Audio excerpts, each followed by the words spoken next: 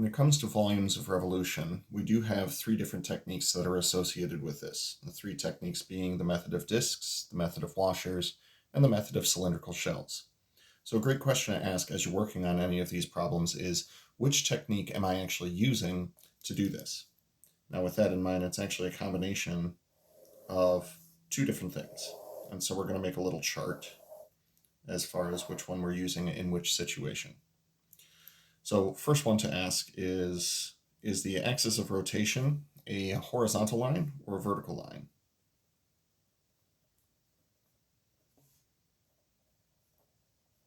Second question to ask is, how are you expressing your function? Are you expressing y as a function of x, or multiple functions of x? Or are you expressing x as a function of y, or multiple functions of y? So what I'm going to do is draw each of these situations, and then we'll make a judgment call as far as which one we're doing. So axis of rotation is going to be horizontal.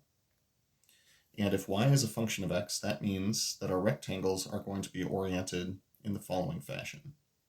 Now, if I were to take this shape and rotate it about this axis of rotation, one of two things is going to happen. I'm either going to create a disk or I'm going to create a washer, depending on whether the base of the rectangle actually touches the axis of rotation. In the second situation, if we have a horizontal axis of rotation and x is a function of y, that means that your sample rectangles are going to look like this. When we take this shape and rotate about a horizontal axis, you are going to be creating a cylindrical shell. If you have a vertical axis of rotation, and you have that y is a function of x, rectangles will once again be in this orientation. Rotating about this vertical axis is going to sweep out a cylindrical shell. And finally, if you have a vertical axis of rotation, but x is a function of y, that means that your sample rectangles will be in this orientation. Rotating about a vertical axis is going to sweep out either a disk or a washer.